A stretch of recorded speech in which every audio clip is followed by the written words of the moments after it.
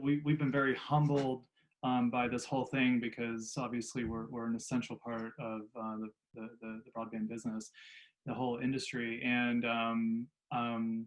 we were the same way. We said, okay, everyone, we understand you got people at home, that now are in your environment, your children, they need help. They need to, I have an 8-year-old that, barely could get on a computer, that now knows more about Zoom than I know, And so it's been amazing to see how resilient the kids are, but through this change. But we've been really, from our standpoint, making sure that we're keeping communication open, touching people as much as we can virtually, and making sure we're hearing them out and talking through, and we're doing the same thing, Paul, letting people know that everything's different. Everything's different. So if we're still need to get our work done, but we also know you have a totally different thing to manage at home. And if you're on later in the evening or earlier, it's all good. We're all just, and so for us, from a productivity standpoint, we haven't skipped a beat, and that's been amazing. But I personally do have a lot of concern to make sure, as you've pointed out, this 4th week now is starting to weigh on us, everybody, right? It's like, this is weirder and weirder, and we really got to make sure we're all looking out for each other. So thank you, Brian and Paul, those are great comments. All right, so let's move on to the next topic. But first and foremost, let's do a check-in. How are we all doing on our surveys? I need a check. Are we doing okay? All right, everyone's good. All right. No, I made a mistake. I thought Nick wasn't spelling correctly. I thought it was Beards in Broadband. So I had to push this baby out. And so I've got a Jones soda. That's what I've got, guys. Touche, Mr. Worthen. Touche. All right. So perfect. Let's move on. So the next one is rules of engagement. Obviously, they've changed for our people on job sites, or dealing directly with customers, partners.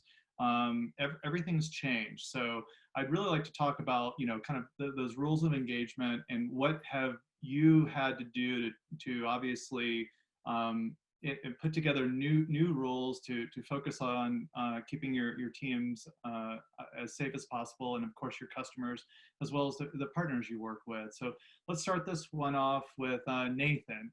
What are the situations that you're running into, and how are you dealing with them? So, I mean, we're dealing with a lot of the same things that Brian and Paul are, as far as just trying to keep our people safe, having the daily COVID calls, constant updates to our team, those engaging conversations with them about the importance of what we're actually doing in the field. And so for our guys, we've tried to issue them new PPE with guidelines on how to use it: face mask, gloves, hand sanitizer for the trucks, sanitizing solution for the vehicles, the office when they're there. We put in new guidelines to restrict access to our facility from everybody, including our customers. I mean, we've asked our customers to only respond to us remotely through phone calls or through Zoom meetings as well. And, when we're out in the field and going into businesses, we find that most businesses around here in South Louisiana are closed. Doors locked, everybody's gone, everybody's at home. So we struggle to complete a lot of the projects that were being issued because of that. So, there's some challenges in that, but it's just a constant education to the team, a constant conversation with them, and engaging the customer in that conversation as well, but just trying to keep the remote thing going, the social distancing, and it's working out. I mean, everybody's been very accommodating. I mean, we've all had to change the way we do things. So it's, it's going. So you said something interesting. You guys are holding a kind of a daily call just around this topic. Mm-hmm. How does that work with the team? Is it kind of just something where you guys, because of course we're all learning day by day, right? Yeah. New situations. Is that yeah. the purpose of it? Yeah, we cover the new laws, whatever's been talked about that day. I mean, everything's changing day to day. I mean, really hour to hour. So every afternoon we're hosting a call. All of our leadership staff is on it. We've got multiple office locations around the U.S. that we're dealing with. So everybody's on that call. We're talking about every scenario that we're dealing with, how what has changed in the last 24 hours, and then how we're proceeding with that. And so it's been very fruitful. We get a lot of feedback from the guys, and that, they don't feel as worried in that. Kind of having that constant communication. Absolutely. Yeah. No, it's the more you know. Yeah, exactly. Yeah, we're all dealing with it, day by day. Thank you. That's great.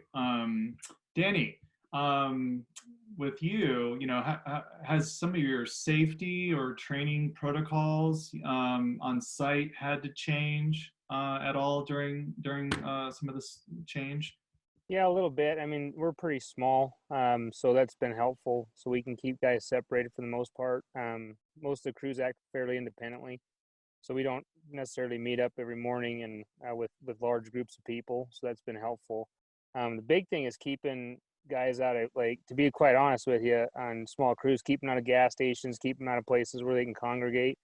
So we've put more porta johns out on site where we're working. That's been honestly the biggest change, just to keep them out of those gas stations and stuff like that. Getting them water out there in the morning, just having one person on the gas station and stuff. I mean, that's been the biggest change for us. As far as our customers, I'm usually the one, or the foreman, just kind of, that's the only person that deals with our customers, to kind of limit the contact there. And that's been the biggest thing. So there's some customers are requiring of us that we wear face masks and stuff now too. So we've had to purchase some of those things, and to be honest, it's hard to find them. So sometimes you just have to go cut shirts off the sleeves, or sleeves off the shirts and stuff like that, and make a face mask for them to wear. But it's just been some just small things like that. But luckily for us, we're pretty decentralized. Our foremen are pretty autonomous generally, so we've tried to keep that continuing through this, and trying to keep things as normal as possible. And I found that through any times there are stressful situations, to keep everything as normal as you can. And that's what we've kind of been doing. So as normal as you can. It's hard to do it now.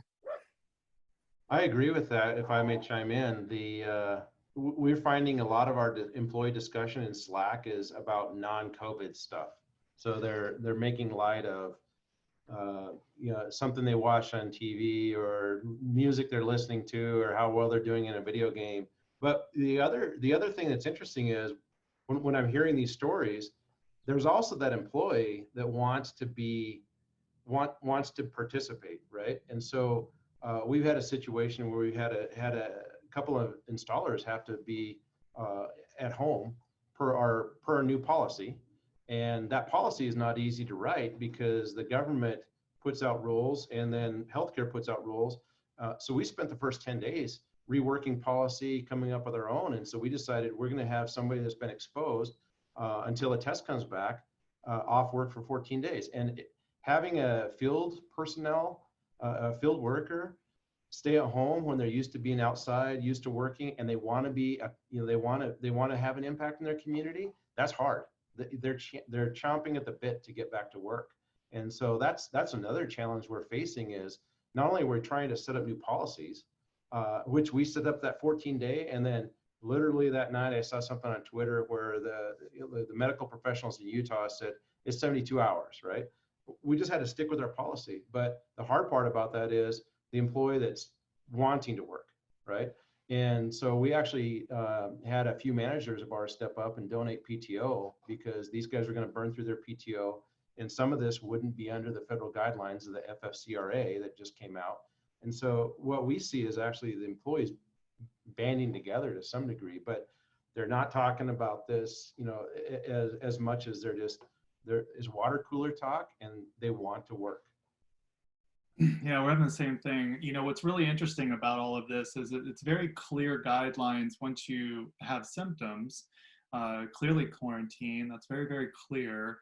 But when you're been exposed, then how do you define that? And I'm curious, Brian, what you guys may have done, or anyone else, when you have an employee that went to do an install at a house, and then, after the install, they tell you that they've been tested positive, which I believe you've actually had that experience, if I remember our conversation the other day, or something like that. What do you deem is a prolonged exposure where they're then at risk? I'm just curious to your thoughts, because that seems to be kind of a gray area. We've had 3 employees that we've sent home under this policy, and we've basically had them stay at home until a test result comes back of someone they're exposed to. So we've played it safe, is what we've done, because we want our employees to be healthy, and we don't want them bringing that to work. And so they've got to be totally symptom free until that, or, you know, we're letting them come back prior to the 14 days if a test result comes back negative. So we're being overly cautious right now, and we're actually going over and above what medical profession says to do, because just this week we're hearing, well, you can actually you know, transmit it before you have symptoms, right? So I'm glad we set this policy early on, and I'm glad we stuck to it. And like I said, with people donating their PTO so that those at home can use it, it's actually helping our employees feel more tight knit. If I can just add to that as well, from our experience, as soon as we saw what was happening and we needed to fly people home, whether that was flying people that we had out here in the US back to Australia, or, you know, Americans that were in Australia back to the US, it was mandatory 14-day quarantine, irrespective of whether you had symptoms or not. The fact that you were on planes or at airports. One of the first things we did, it feels like 4 weeks ago now, was that we try to limit travel through the major hubs, you know, like LAX and things like that. So we try to limit that, and then it was either way, you're 14 days at home quarantine. And that in some instances has meant that the people that they lived with had to move out. So we've had that on a few occasions where family members or others, we've said, look, you might as well go, because you're traveling together, go to this house. They will move to someone else's house for 14 days. And then we had someone who had a relative coming home from Korea. She moved out of her own house and would live with her parents for 14 days.